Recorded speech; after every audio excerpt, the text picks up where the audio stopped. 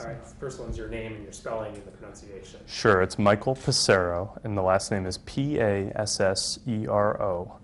I was born in Barrington, Rhode Island. Or, sorry, technically I was born in Fort Knox, Kentucky. My dad was in the military at the time, but I grew up in Barrington, Rhode Island. And how can we refer to you? I obviously a doctor, but lung specialist, how? Probably the best, most accurate for this interview is going to be pulmonary intensivist, or just intensivist. Okay, gotcha.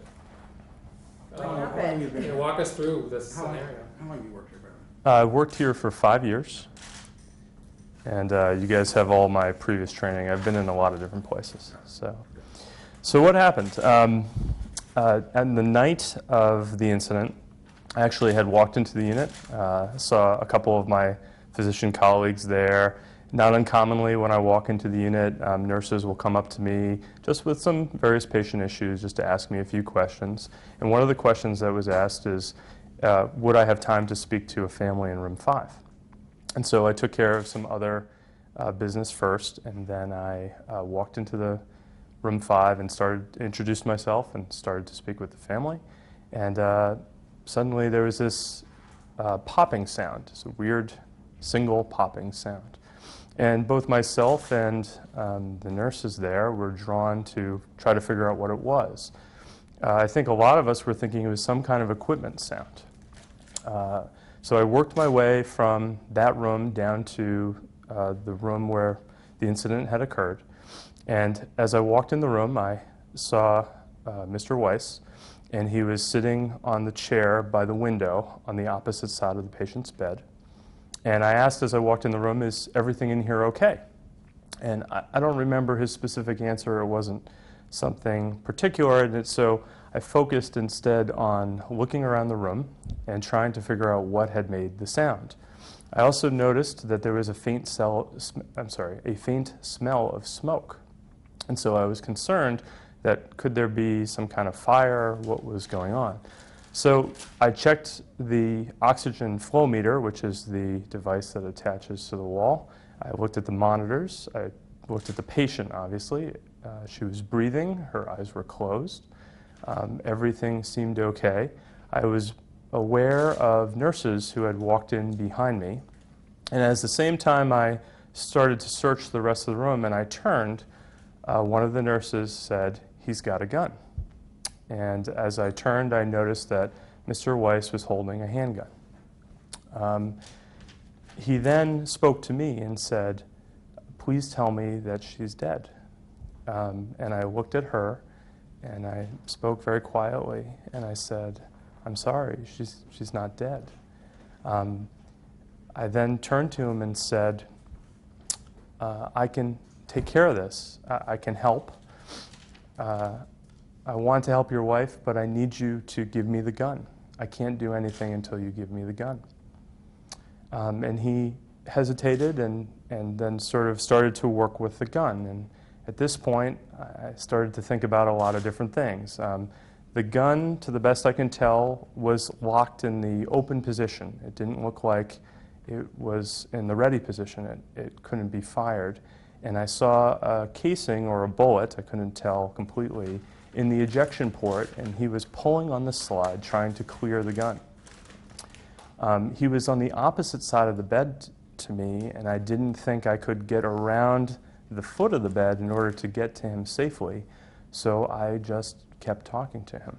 I decided that what I would do is try to keep him talking with me and just try to keep him calm, and I tried to focus on speaking slowly and carefully and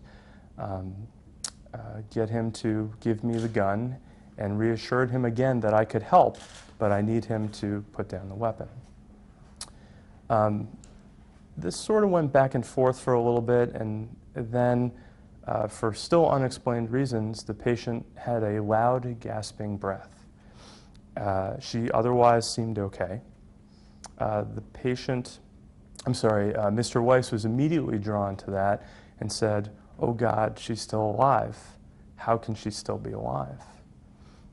He continued to then try to work more frantically now to unjam the gun. And I said, "Sir, please stop." And he said, "I'm not going to shoot you." And I looked at him and I said, I believe you, but I can't help your wife until you put the gun down. I need you to put the gun on the ground. Please put the gun down. And he hesitated again and sort of, I don't know what he thought, but it looked like he was thinking through what his options could have been or otherwise, but he resumed to trying to unjam the weapon. After another moment or two of the Akron General Security came into the room. They did not have guns, or they didn't at least have guns visible that I could tell at that moment. And they approached him on his side of the bed, and they forcibly said, put the gun down now. He continued to work with the gun, and again they repeated, put the gun down now. And after he failed to comply the second time, they tackled him. One of our security guys is a big guy, and he's a big guy, and they sort of tackled, in the chair, and the husband was on the ground, and they got the gun from him. And they were able to secure the gun and handcuff him and start to get him out of the room. At that point, I called for everyone else.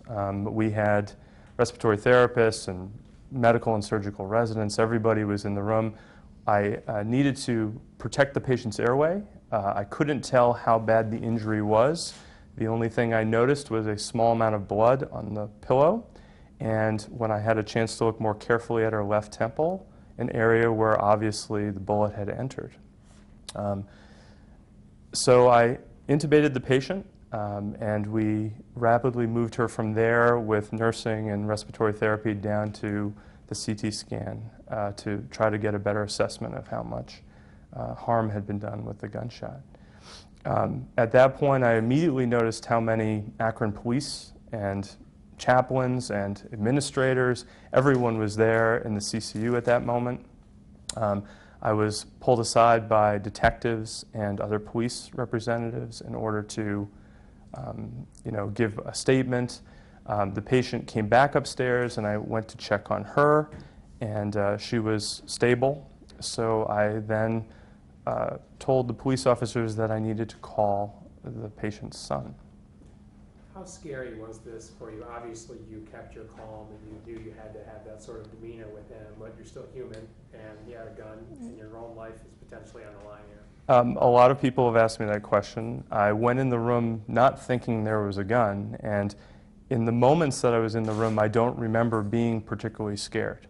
I think I believed that people were coming. I just needed to control the situation, try to keep them calm, and that sort of forced me to remain calm.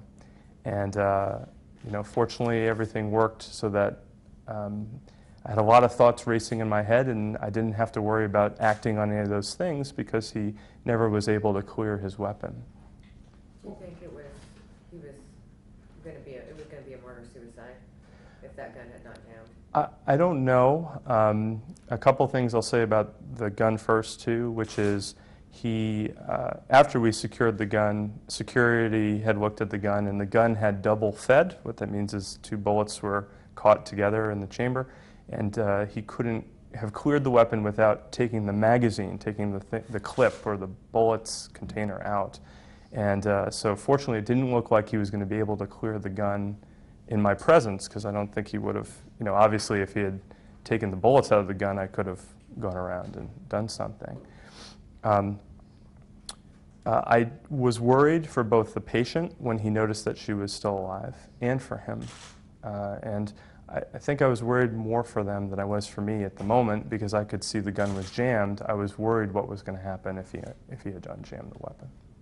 Do you think it was a mercy killing? Well, that of course is going to be up to the courts. There's probably going to be there's going to be much more information that will come out. My sense of the gentleman, in the brief interaction that I had with him, this wasn't a malicious man. This wasn't, all the other things we hear in the news. He didn't come in with multiple weapons. He didn't seem to have plans to do other things. So I don't know, but I don't think he was there to hurt anyone else. Timothy, same deal. I'm sorry? During the course of time, what was he saying back to you? He was saying things like, I don't know, he couldn't really get a whole lot back out to me. There was nothing that he said other than the statements that are related that were very clear. I think he was cursing under his breath because he couldn't get the gun cleared, but he didn't have any other statements. He would look at me when I interacted with him, and then he would go back to looking almost completely at the gun during the conversation. So he's basically just, you're looking up and he's playing with the gun, Gun. looking up at you. Correct. Trying to unlock. Crying? Was he crying? What was describe his demeanor? He seemed sad. He seemed very, I guess the right word is aloof. He didn't really want to talk to me. I had to force the interaction with him to try to keep him focused on me. When you called, you said you had to call her son, the patient's son? Yeah, that was, so we located the number in the chart, and I called, and he had answered, and I asked if this was him and confirmed it was him. And then I said, I've never had to tell anyone this before, and there's no good way to tell you. Your dad came into the hospital today, and he shot your mom. I don't know all the details yet, but we may have to focus on her comfort. You need to come into the hospital. What did he say? He was first shocked. He asked me to repeat it because I don't think he could comprehend what had happened the first time. He said he was coming in. He said he would be coming in as fast as he could, but he lived, a little bit away. And that's all he said. He said, I'm coming. Did you get to see his mom the last time? He did. We, just for security, as I was thinking about things, I asked our security guys to meet him before he came in the unit. They appropriately searched him just to make sure that there wasn't any other concerns. He came in and actually met with the attending of the patient, the person who actually had admitted the patient, who also had come in to see what was going on and talk with the son and potentially talk with people as they were needed and provide assistance as he was a neurosurgeon. So if there was something we could do related to the gunshot wound. They got to talk while I had to finish with one of the detectives, and then I joined the conversation. What are your thoughts on hospital security now in light of that? There's probably some talk. What are your thoughts on it? There was a lot of talk initially, especially since we all talked about this, and we've talked about this in the debriefing. This is the first Code Silver that's ever been called at Akron General. A Code Silver is where there's a person with a gun or a hostage situation. I will say what I've said to everyone. I think the hospital staff in its entirety did a fantastic job, I felt completely supported, even though I was alone in the room. Security came up underarmed compared to the gentleman. They did not have guns. They gave him an opportunity to relinquish his weapon with their show of force, and they did what they needed to do. I think everything worked as well as could be expected, given that there is really no practice for this. Should we have medical detectors that people go through to get it? Well, there's two things going on. We had a debriefing, and we had what's called a root cause analysis. And the hospital, and I've been a part of it, in talking about what other options we have to try to make our hospital safer. We don't know what the best options are. Some of the things we need to do is talk to people who have been through the scenario. There are other hospitals that there have been shootings at. There are places that have things like metal detectors and other things that we need to see what we think their effectiveness is. And we need to make some logical choices as if we need to change anything, what we need to change. Looking back now, are you stunned that it happened now that you've had time to absorb it? It's been some time, or how are you feeling about what has actually happened? Yeah, well, and I'll be honest, the first day I went home and just crashed. I was just mentally, emotionally exhausted. I finished my shift, I wanted to. I came in the next night, and sort of business was as much as possible getting back to usual. And it was only maybe 48 hours into it that I really concluded that yeah, I did do the right thing. There were some thoughts that I had of, should I be in this room? Am I in harm's way? Am I obstructing the police from doing what they need to do? But in the end, I think that everything we could do was done the best we could. I think everybody's still a little tense even this far out, but people are coming to grips with what has happened. How many nurses were in that room with you? I don't know exactly. I think that 2 followed me in, and they probably very appropriately left. So it when was just they, you and Wise in the room for the majority of it was me, Mr. Weiss, and Mrs. Weiss. Yeah. Okay. And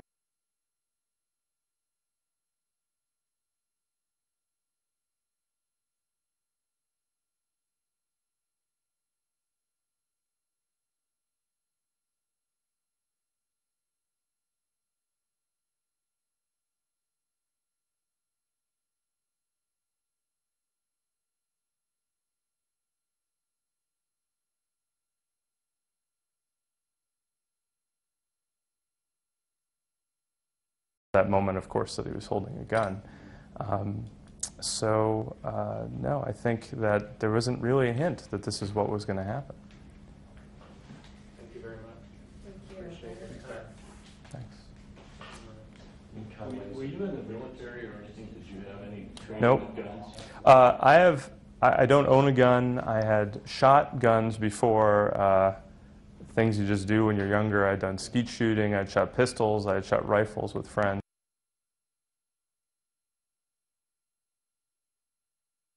In a chair on the opposite side by the window, and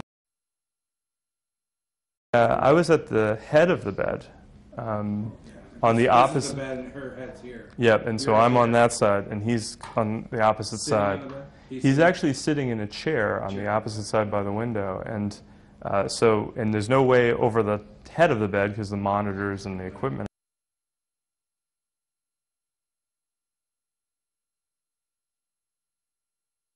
And then I looked back at her when he asked me, when he said to me, "Please tell me she's dead." I then noticed a small amount of blood on the pillow and sort of put 2 and 2 together. I couldn't tell from my side how bad the wound was at the time I was talking to him, but she was breathing. So I was trying to facilitate the disarming of him so that we could move to securing her and then figuring out what had gone on. So she wasn't on.